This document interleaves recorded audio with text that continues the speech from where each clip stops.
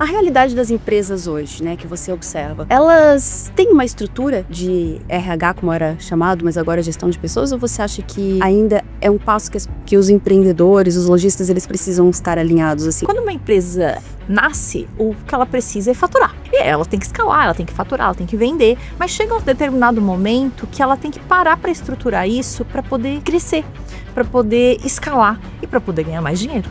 Com mais de 20 anos de experiência em gestão de pessoas, Ivana Souza é psicóloga, mentora e especialista em estrutura de equipes e liderança. Ao longo da carreira, já atendeu mais de 100 empresas como consultora de RH e se dedica a ajudar empreendedores a estruturarem áreas de gestão de pessoas que realmente gerem resultado para o negócio. Ivana também é autora do livro Os 12 Princípios Essenciais do Recrutamento e Seleção por Competências e tem como missão transformar a cultura das empresas por meio das pessoas.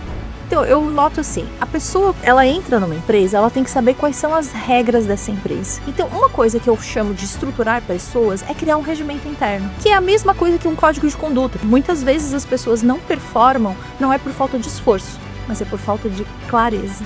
E ele deve estar pensando agora, nesse momento, assim, eu não tenho tempo para isso, Ivana. Vocês conseguem medir essa competência já na hora da entrevista? Tem alguma coisa na gestão de pessoas que consegue ajudar os lojistas, enfim, na gestão de tempo? Olá, eu sou Ivana Souza, especialista em gestão de pessoas. Eu estou aqui participando do Startcast da KFG para falar sobre como as empresas podem transformar equipes em resultado e performance no varejo da saúde.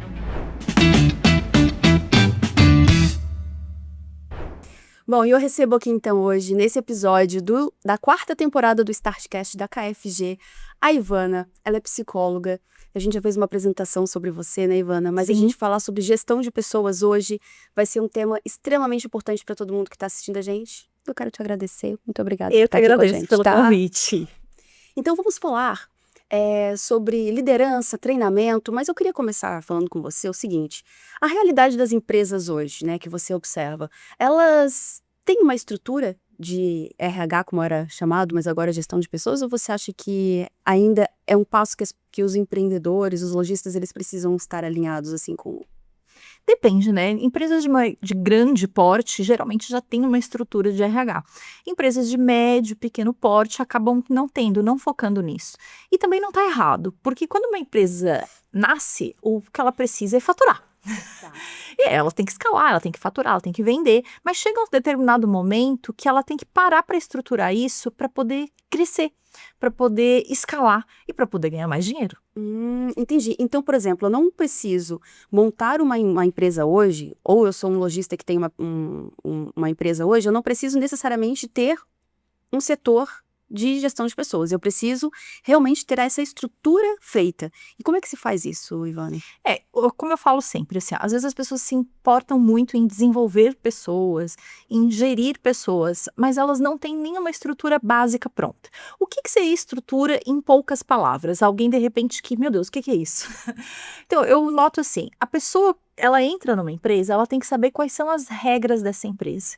Então, uma coisa que eu chamo de estruturar pessoas é criar um regimento interno, que é a mesma coisa que um código de conduta. Tem empresa que chama de regimento, tem empresa que chama de código. É deixar claro para quem está entrando aqui quais são as regras do jogo. Aqui eu valorizo isso. Aqui eu não valorizo isso. Então, para mim, esse é um ponto central da estrutura. Muitas vezes as pessoas não performam, não é por falta de esforço, mas é por falta de clareza. E como que eu sei o que eu preciso colocar no regimento interno? Eu vou colocar no regimento interno as regras do meu negócio. Então, aqui, eu permito que os meus colaboradores usem celular durante o horário de trabalho ou não permito? Entendi. Estimulo a regra de que tem que usar uniforme ou eu não preciso usar uniforme? Como que funciona a pontualidade aqui? Eu tenho uma concessão de 5 minutinhos ou eu não tenho concessão? Então, o regimento interno, ele dá o tom da cultura. Então, às vezes a pessoa quer criar um projeto de cultura, de propósito, mas ela não tem nem o básico estruturado, nem as regras básicas de convivência. E, geralmente, se você está com um empreendedor ou com um líder, ele já sabe quais são os problemas corriqueiros e ele já vai saber o que tem que colocar no regimento. Entendi. E tem que estar alinhado com a visão, missão, valores, ou isso também é depois? Primeiro o regimento. Primeiro Depois, rendimento. missão, visão e valores. E para explicar para as pessoas a importância da missão, visão e valores, você considera importante numa empresa? Muito importante, muito importante. Isso quem tem que fazer é o dono do negócio, é o proprietário. É ele que vai dizer, né? Aqui a nossa missão é alcançar X, né, de faturamento, ou de crescimento, ou o Brasil, ou o mundo. A nossa visão, né, a missão é o que a gente quer alcançar, a visão é como a gente quer alcançar isso e quando, e os valores é um jeito de ser, né? Os valores já são os pilares culturais. A gente consegue moldar uma cultura ou a cultura já vem já do proprietário, assim? É meio que ele quer implementar. Ou a gente consegue transformar isso em uma outra cultura para passar isso para os As funcionários? duas coisas. Quando uma empresa é pequena, a cultura da empresa é a cultura do dono. Você pode ver, se o dono é organizado, ele tende a manter, trabalhando junto com eles, pessoas organizadas. Se o dono, ele valoriza muito a pontualidade, o que vai acontecer na empresa dele? As pessoas vão valorizar muito a pontualidade. Se ele valoriza muito o cliente, os colaboradores vão valorizar muito o cliente. Mas, claro, quando a empresa cresce, aí realmente ela pode moldar essa cultura. Tipo, a nossa cultura não tá legal aqui, a gente quer melhorar. Então, o que nós vamos fazer para sair desse ponto A, que é o que nós temos, e chegar no ponto B? Mas quem dá o tom da cultura é a liderança. Com certeza. E a liderança também tem um papel muito importante, porque não necessariamente, isso que eu quero te perguntar, mas não necessariamente o proprietário da loja é o líder. Existe isso? Sim. Ele pode treinar uma outra pessoa para ser líder? Com certeza, né? Com o crescimento natural da empresa, o ideal é que ele tenha uma liderança ali para ser o guardião desse regimento interno que eu falei lá no começo. É o líder que vai estar ali abrindo a loja, vendo se a pessoa está chegando apresentável, se ela está chegando no horário. Ele que vai olhar se a pessoa está atendendo o cliente da forma com que esse dono, esse proprietário quer, né? Então, esse líder, ele vai cuidar desses processos. Eu chamo os líderes de guardiões daí do regimento ou guardiões da cultura. E como que eu escolho um bom líder? Agora, você tem que definir essas competências que você quer dessa pessoa. Então, também tá dentro, assim, por exemplo, eu e Ivana, alguém para trabalhar comigo precisa ser organizado. Eu não consigo trabalhar com quem não é organizado. Então, aqui já está um critério da minha empresa, da minha cultura e da minha liderança. Se eu quero uma empresa organizada, como que eu vou contratar um líder desorganizado? Eu, Ivana, eu quero prestar um bom atendimento ao cliente. Não um atendimento, porque quando a gente fala assim, excelência no atendimento ao cliente, parece que é uma coisa meio mística, né? Tipo, mas o que é um atendimento excelente? Como se isso fosse um dom. Mas um atendimento excelente, na minha visão, né, nesses 20 anos estruturando pessoas, um atendimento excelente, ele é treino. Então, hoje, por exemplo, na minha empresa, a gente tem POPs, que são procedimentos onde ali eu descrevo como que eu quero que seja feito o atendimento ao cliente. Então, claro, quando eu vou treinar a minha equipe, eu digo para elas, ontem eu ainda falei para uma colaboradora, assim, olha, aqui a gente está fazendo o POP, mas você não é um robô. Você vai olhar o POP, vai entender a necessidade daquele cliente em específico e você vai transformar esse POP para conversar com ele, porque o nosso negócio é mais online, então ela vai ter que editar ali o POP, né? E Mas o POP significa procedimentos. Procedimento operacional padrão. Você pode criar um POP do teu atendimento. Então, quando a pessoa chega, como eu quero que o meu atendente ou o meu consultor aborde essa pessoa? Quando a pessoa termina, ela terminou de fazer a compra, o que eu quero que ele fale? Geralmente eu vejo no varejo aquela coisa, mais alguma coisa? Você comprou e eu digo, mais alguma coisa, Aline? A primeira resposta é não. Claro, a pessoa vai dizer não. Então, isso não é uma abordagem para aumentar o ticket médio, por exemplo. Agora, eu vou dizer assim, Aline, diante de tudo isso que você levou, eu tenho mais isso aqui para te sugerir. Olha que legal esse produto novo. Geralmente a pessoa vai perguntar quanto custa, o que vai complementar, mas pelo menos vai se interessar um pouquinho pelo assunto, e outra né? coisa muito importante que eu vejo, assim, no atendimento do varejo é essa questão de treinamento mesmo, né? Porque geralmente os líderes, eles acham que, eu quero contratar alguém com capacidade de atendimento. Quando ele fala isso, na realidade ele quer alguém comunicativo, gentil, carismático, mas isso não significa que essa pessoa vai aumentar o lucro. Ela tem que usar isso que ela tem dela, da personalidade, dos comportamentos, mas com treinamento para chegar no objetivo do negócio. Uhum. E daí eu vejo que às vezes não tem essa visão. Ah, não, ela é comunicativa, ela vai vender bem. Nem sempre. Você tá treinando ela entende dos produtos? É isso. É. Porque a compra, que eu vejo no varejo da saúde, ela é mais motivada pela confiança do que precisamente pela técnica. Uhum. Isso, a gente estava conversando também sobre isso num outro podcast, falando sobre o quanto o conhecimento, ele é um gerador de negócio e de vendas, enfim, né? A gente confia naquele lugar onde a pessoa, ela sabe sobre o produto, ela vai saber explicar sobre o produto.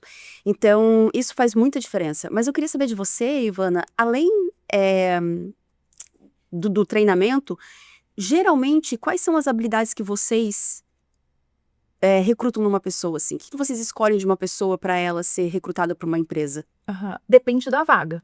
Tipo, se for um vendedor, eu vou buscar aquelas habilidades ali que eu te falei. Capacidade de comunicação, gentileza, persuasão. Se for um financeiro, eu já vou procurar atenção, organização, disciplina, acuracidade. Se for um gerente, alguém com capacidade de trabalhar sob pressão, capacidade de cobrar sem ser desagradável. Então, dependendo da vaga, eu vou buscar o que a gente chama de competências. Isso. Vocês conseguem medir essa competência já na hora da entrevista? Sim, através de perguntas por competências. Então, se eu quero saber se você é organizada, não basta eu perguntar, Aline, você é organizada? Tu vai pedir para ver minha bolsa. Se você for... Aí eu já vou ser desclassificada no primeiro momento. Eu vou te perguntar, você é organizada? Se você for esperta, você vai dizer, sou. Aí eu vou te perguntar, então me conta no seu último emprego 3 ações que você fez que organizou melhor o seu dia, a sua semana, ou até mesmo suas vendas. Uhum. Então eu vou fazendo perguntas com verbo de ação no passado para descobrir. Entendi.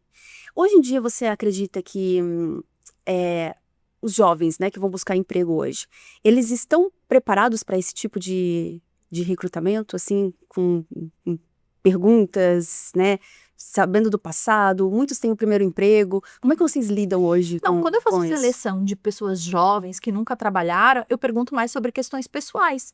Porque o comportamento, o que a pessoa é no dia a dia, na escola, no colégio, nos trabalhos, com os colegas, com a família, ela vai refletir no que é dentro da empresa. Então, quando eu vou contratar um jovem, eu já vou perguntar como é que tu é com os teus estudos.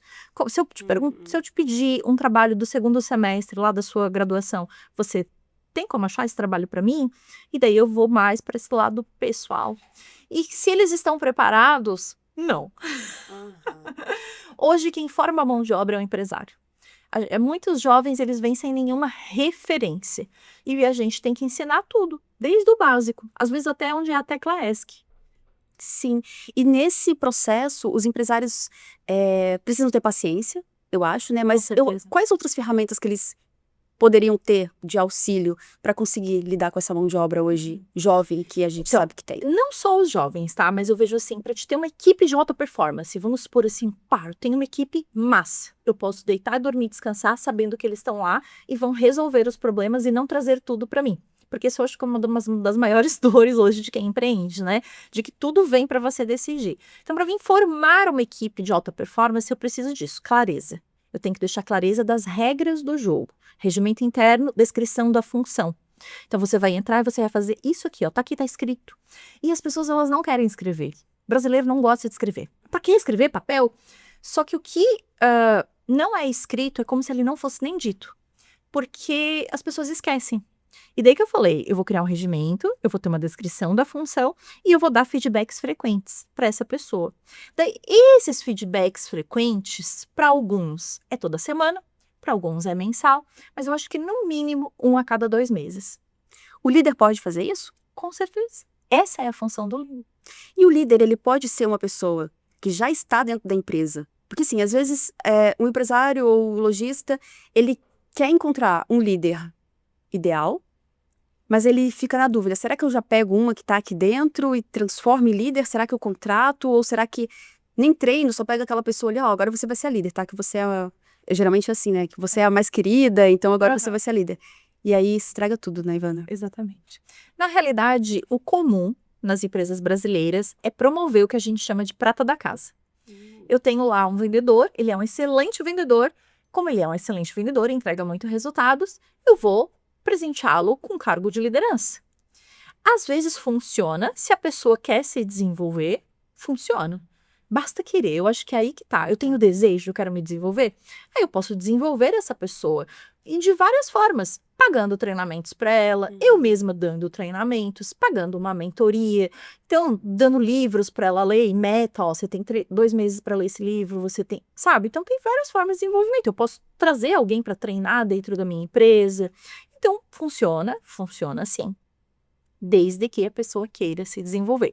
Porque se a pessoa não quiser desenvolver ou não tenha clareza que ela precisa se desenvolver, o que vai acontecer? Você vai subir um excelente técnico e vai ganhar um péssimo líder. Isso. Aí você descobre dali para tampar um buraco e não tampou nada. Exatamente. Então, hoje, uma liderança ela pode ser treinada, né, com algumas competências que esse líder já pode trazer, que essa pessoa tem que verificar se ela tem algumas competências que seria aquilo que eu te falei, assim, capacidade de influenciar os outros, capacidade de cobrar sem ser desagradável, eu acho que essa é muito importante, né? Capacidade de acompanhar, de prestar atenção nos detalhes do que está acontecendo na equipe, certo? E essa capacidade também de gerir o processo, né? De fazer a venda acontecer, de fazer o dinheiro entrar. Então, eu vejo que um líder, como eu te falei, para ter uma equipe de alta performance, clareza, descrição clara da função, qual é a meta, o que tu tem que me entregar e feedback frequente. Porque no feedback eu ajusto a rota. Esse é o básico, né? Vamos dizer, depois tem várias outras coisas. Mas está começando hoje, é isso aí. Tá. E agora, um tempinho para a gente agradecer aos nossos patrocinadores de hoje. A gente tem várias marcas aqui, os Diamonds, a gente tem a Vitafor e também a Copra patrocinando o episódio de hoje e apoiando sempre o StartCast da KFG. E a gente tem cupom de desconto para quem quiser acessar o portal do cliente. É só digitar RH para garantir os seus descontos de quinta até domingo. Então não perca, tá bom? E voltando com você, Ivana, vamos falar um pouquinho agora sobre estrutura. O que é uma estrutura dentro dessa área de gestão de pessoas? Então, é documentar esses processos. A gente já falou aqui do regimento interno, da descrição de cargos, falei também do feedback, né? O feedback também tem que ser documentado. Isso é uma coisa muito comum. Eu chamei a Aline para falar de um comportamento inadequado ou de uma postura inadequada. Aí eu falo de boca. Mas todo o feedback precisa ser documentado. Porque você tem um histórico ali do colaborador. E até para a próxima vez que eu chamar a Aline, eu ver, mas eu já falei com a Aline isso em janeiro, eu já falei com a Aline isso em fevereiro, agora eu falei em março, e em abril está se repetindo o mesmo problema. Então, quando você tem um histórico, você já também começa a perceber se aquela pessoa vai ficar no teu time ou não vai ficar. Entendi. Então, para mim, uma estrutura é você ter processos documentados. Então, eu implanto o regimento, eu divulgo o regimento, eu treino as pessoas no regimento. Quem cumpre o regimento, eu reconheço. Pode ser reconhecimento verbal. Quem não cumpre o regimento, eu vou punir. Com uma advertência verbal, advertência escrita, suspensão. Mas eu reconheço diariamente? Parabéns, hoje você chegou no horário certo. No outro dia, parabéns, você chegou no horário certo. Eu faço uma reunião?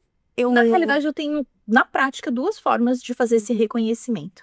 No feedback, como eu te falei, então eu já faço, por exemplo, na minha empresa é de cada 2 meses. Então, eu vou reconhecer. E nas reuniões semanais, eu faço uma reunião por semana, que é uma reunião, às vezes a gente fala assim, reunião. Daí o empresário olha assim, mais reunião, tô cheio de reunião. Mas a reunião, ela precisa ter uma meta, de novo. Na nossa empresa, a gente faz reunião com uma planilha de metas. Então, a gente tem lá a atividade macro, o responsável, a data que foi dada a tarefa, a data que a tarefa precisa ser concluída.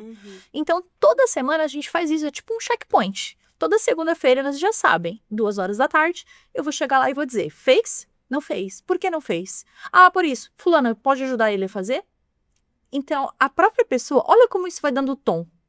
A pessoa ela vai entendendo que ela tem checkpoints semanais, onde ela vai poder falar e entregar ali e mostrar os resultados. Então, eu posso reconhecer nas reuniões de equipe que elas têm que durar no máximo 40 minutos. Quando você faz frequentemente, as nossas reuniões de equipe lá, às vezes, tem 15 minutos. Porque só fez, feito, tá acontecendo, tá rolando, isso é semana que vem, isso deu. Sempre com a sua participação. Eu participo. Se o empreendedor não quiser participar, o líder participa e faz esse papel. O empreendedor pode ser o líder? tempo, ele Com tem certeza. Às vezes ele não tem verba ou caixa para pagar um líder, né? Então ele vai ser o líder, ele que vai ter que conduzir essa equipe no dia a dia. E ele deve estar pensando agora, nesse momento, assim, eu não tenho tempo para isso, Ivana. O que a gente E faz? se você não fizer nada, você vai continuar não tendo tempo. Vai passar 1 ano, 2 anos, 3 anos e as coisas não vão acontecer porque você não está treinando essas pessoas. Você não tem clareza de papel, você não tem código, você não tem regras, você não tem checkpoint. Como você vai desenvolver esse time? O time vai continuar sempre na mesma Sempre e apagando você fogo. também. Tem alguma coisa na gestão de pessoas que consegue ajudar os lojistas, enfim, na gestão de tempo? Dentro da gestão de pessoas, Isso. bem, quando eu vou trabalhar com empresários, empreendedores, a gente coloca agenda, né? A pessoa precisa saber usar uma agenda. Usar uma agenda, ter blocos de tempo. Então, se perguntar para mim, você tem tempo para fazer reunião de equipe? Lógico que não. Mas eu tenho lá, tá bloqueada, minha agenda toda segunda-feira, 2 horas da tarde, reunião de equipe. Então, da mesma forma que eu bloqueio a minha agenda para atender um fornecedor, da mesma forma que eu bloqueio minha agenda para ir numa consulta, da mesma forma que eu bloqueio uma agenda, às vezes, para buscar meu filho na escola, eu tenho que bloquear minha agenda para dar conta da minha equipe. Da mesma forma que eu estou criando filhos, eu estou desenvolvendo uma equipe. E quanto mais tempo eu invisto em desenvolver essa equipe, mais tempo eu vou ter no longo prazo. Quanto menos tempo eu invisto na equipe, menos tempo eu vou ter no longo prazo. Então, a desculpa de que não tenho tempo não pode ser usada porque significa que você não está priorizando a sua equipe. Então, se você quer ter excelentes resultados da equipe, você vai ter que plantar, adubar, cuidar. Mas não é um cuidar, porque quem me conhece já sabe que eu sou resultado. O meu cuidar não é passar a mão na cabeça, não é dar mimo, não é abraçar árvore. O meu cuidar é ter esses rituais. Regimento interno, está cumprindo, não está. Feedback, está fazendo, não está. Reunião de equipe, está conseguindo, não está. Tudo documentado. Existe, além das regras, mas existe os hábitos que um lojista pode implementar com a sua equipe? Daí, de acordo, como eu falei, com a realidade dele, até mesmo a disponibilidade de tempo. Quando eu te mostrei ali, se puder feedback semanal, ótimo. Se puder dar mensal, legal. Se puder dar de 2 em 2 meses, é o mínimo, tá? Então, para mim, assim, esses rituais, eles são sagrados. Feedback, reunião de equipe. E como que a gente faz para lidar com uma crise? Eu acredito que seja uma gestão de crise, quando existe intriga, fofoca, né, no ambiente de trabalho. Eu acho que uma das coisas que prejudica muito, né, o desenvolvimento e a performance de uma equipe é justamente as picuinhas. Como que um gestor ou um líder pode lidar com isso? Eu tenho uma frase que eu aprendi com um empreendedor também, e eu achei muito legal. Ele diz assim, se tem algo fedendo, é o líder que vai ter que limpar. Então, quem lidera essas pessoas, se percebe essas animosidades, e percebe um clima pesado, ele tem que chamar a pessoa para conversar. Só que não numa acariação. O que é uma acariação? Tipo, eu chamo um e o outro, boto um na frente do outro e digo, anda, os dois têm que se resolver. Tá. Eu nunca vi nesses 20 anos uma acariação funcionar. Geralmente a acariação só dá mais briga. Então o que eu faço? Eu chamo um isoladamente, converso, escuto a versão, dou as minhas sugestões. Chamo o outro isoladamente, converso, escuto a versão e dou as minhas proposições. E depois eu observo se aquilo vai mudar durante a semana ali. Se não mudar, daí eu já vou ter que tomar uma atitude mais drástica, no sentido de ver realmente quem está errando. E se você não melhorar, de novo, qual é o nosso regimento? A gente tem lá no regimento, proibido brincadeiras, palavras de baixo calão, mentiras, fofocas. Não melhorou, advertência verbal, advertência escrita. Em terceiro lugar, suspensão ou demissão. No regimento interno, a gente também pode estar adaptando ele ao longo do... Sim. O ideal é que seja revisado uma vez por ano.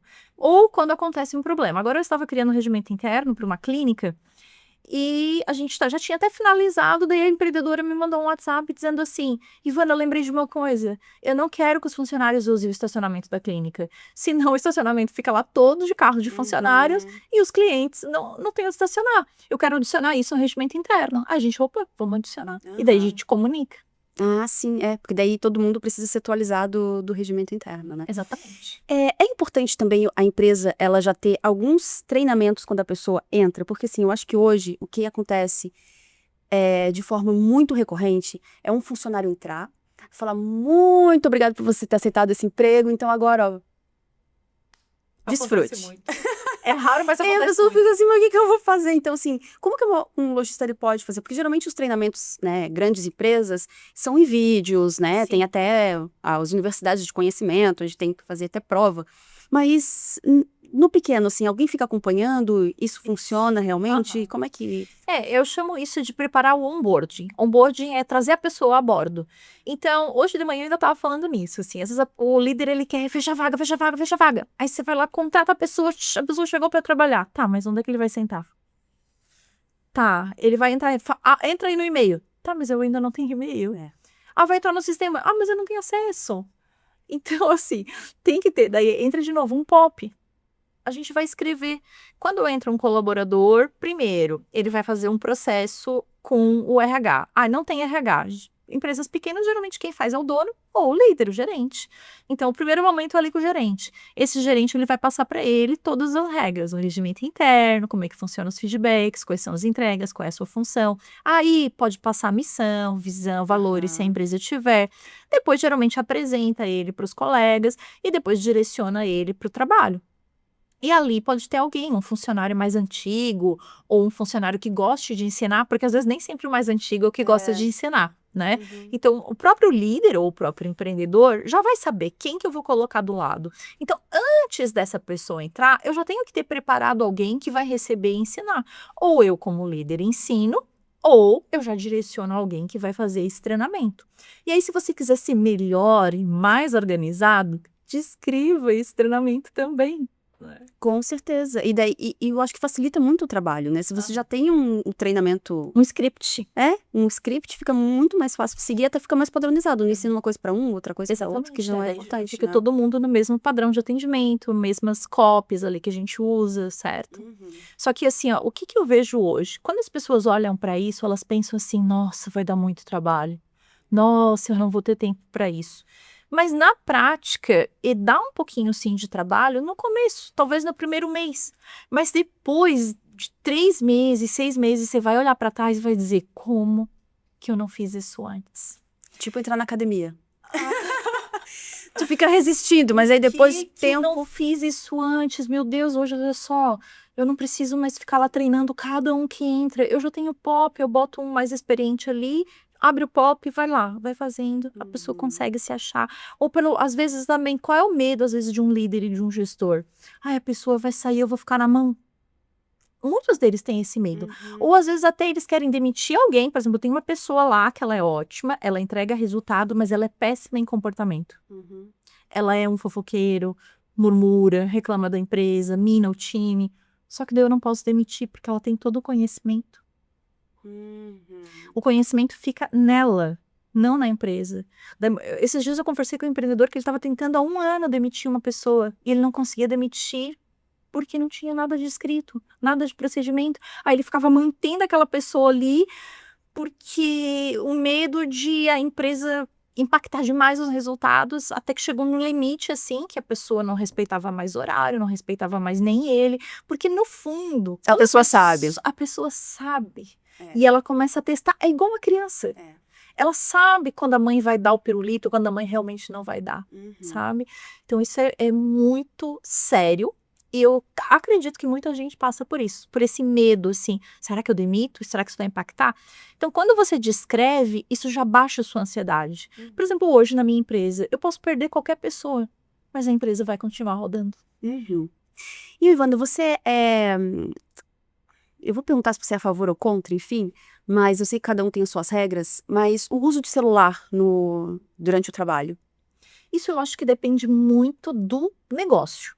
Por exemplo, se eu tivesse uma farmácia, eu não ia permitir o uso de celular durante o horário de trabalho, porque eu sei que se a pessoa está olhando o celular, ela não vai estar prestando atenção de quem está entrando na loja e tal. Mas na minha empresa, hoje, eu permito, porque é administrativo. Então, depende, se é uma indústria, por exemplo, como é que a pessoa vai estar operando uma máquina e apitando o WhatsApp o tempo todo? Então, eu acho que isso depende muito do nicho da empresa, entendeu? Porque tem muitos, inclusive, que ficam com a sua carteira de cliente no celular pessoal. Isso é um risco. É um erro da empresa. Depois tem que... Fulano, por favor, me vende a tua lista de clientes, que na verdade é minha, mas que você... Esse é um erro da né? empresa. Então, isso é um dos erros. Isso já é estrutura, tá vendo?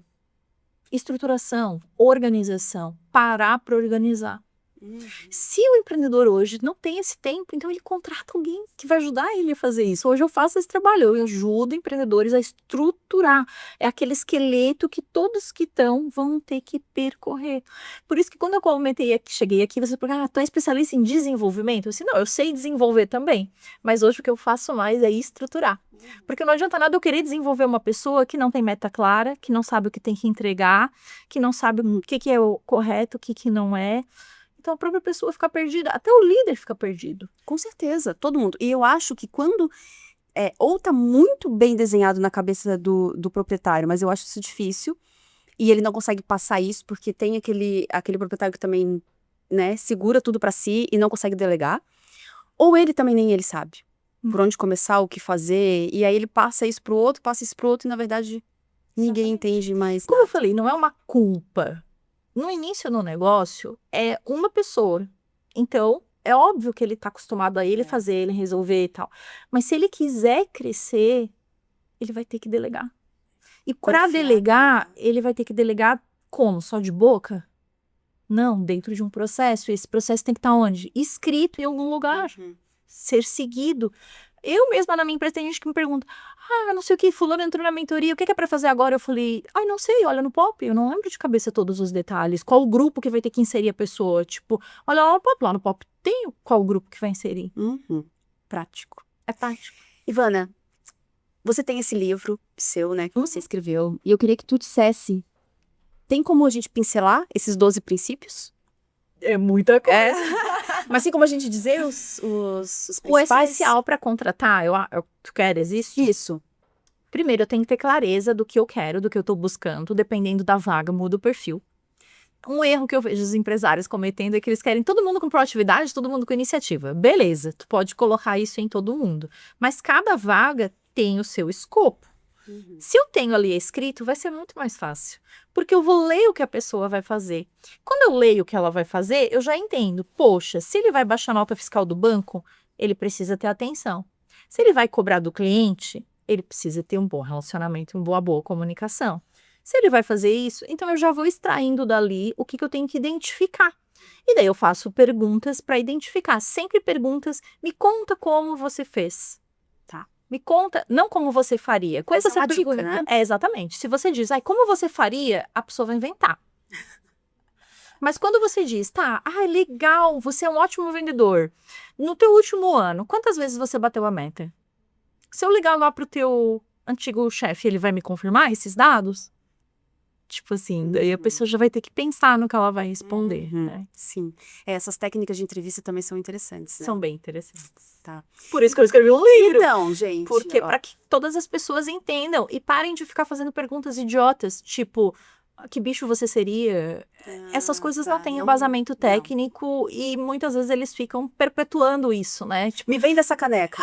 Isso. me vende, eu odeio essas coisas. Me vende Não, uma outra caneta. coisa, Aline, me diga uma qualidade sua e um defeito. Tá breguérrimo falar isso. Então, não, gente, não falem, hein? Outra coisa, e de todos os candidatos, por que eu deveria contratar você? Então, assim, são perguntas que não levam a lugar nenhum. Agora, eu quero saber, você já cometeu um erro grave em alguma empresa? Como você solucionou? Você se considera uma pessoa comprometida? Sou. Então, me dê 3 exemplos de um comprometimento que você agiu com comprometimento no seu último emprego. Olha como já muda. A pessoa tem que pensar. Então, os princípios, né, resumindo, é conhecer a vaga e fazer perguntas de acordo com a vaga para que essa pessoa me traga evidências. Então, geralmente, se eu quero descobrir se você é organizada, eu vou fazer 3 perguntas de organização. Tá. Eu quero saber se você é atenta, então eu faço mais 3 de atenção. E assim, sucessivamente. Por isso que é importante também ter uma pessoa capacitada nessa hora para ajudar, né? Porque muitas vezes eu não vou ter uma noção, 3 perguntas sobre comprometimento, mas quais são as perguntas certas para... É difícil. né? Você precisa ter um preparo também. E por isso que existem profissionais para ajudar. Exatamente. Né? No livro a Usar gente tem esse um caminho. dicionário de perguntas. Tem 240 legal! perguntas. Nossa, que show! Daí você escolhe o que você quer e tem as perguntas prontas ali. Olha só, que legal. Ivana, nosso tempo encerrou. Eu quero agradecer muito a sua presença. Eu acho que a sua didática é muito boa, né? Você conseguiu passar aqui, eu acho que conhecimentos muito relevantes. E quero agradecer demais você ter aceitado o convite, mesmo, né, com tantos compromissos. Papagena bloqueada. Mas antes de você agradecer, eu quero te entregar um presente. Olha só. Que lindo, deixa eu ver. São os Todas as coisas, gente. São produtos dos patrocinadores. patrocinadores. Nossa, tem muita coisa aqui. Ó, Catiguá. Tem vitamina B12, tem... Nossa, muita coisa. E é um presente para você ter... Obrigada, eu muita que agradeço. gratidão ter participado desse episódio. Tá bom? Obrigada a todos. E a gente fica por aqui com esse episódio do Startcast, 4ª temporada. A gente tem outros episódios para você assistir, você não pode perder. E a gente se vê. Até mais.